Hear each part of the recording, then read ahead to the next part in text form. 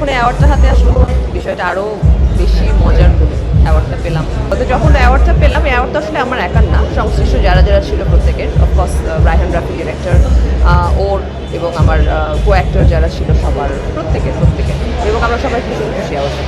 একটু আগে শুনলাম যেটা নাকি ইউটিউবে এসেছে, এটার ব্যাপারে আমার কোনো আইডিয়া নাই যে এটা লাইফ টেকের কাজ ছিল, লাইফ টেকের ব্যানারে কাজটা করেছিলাম আমি এখন শুনে আমি নিজেও অবাক হচ্ছি যে এটা নাকি ইউটিউবে এসেছে, মানুষ নাকি দেখছে। তো এই ব্যাপারে আমার কিছু বলার নেই, আমি কিছু জানিও না এই ব্যাপারে। I am so sorry. এই যে আসলে মুক্তির আগে যে কিভাবে এলো এইটা একজন আর্টিস্টের জন্য কতটা আসলে এটা তো আবার সকল কষ্টই তো বৃথা হলো।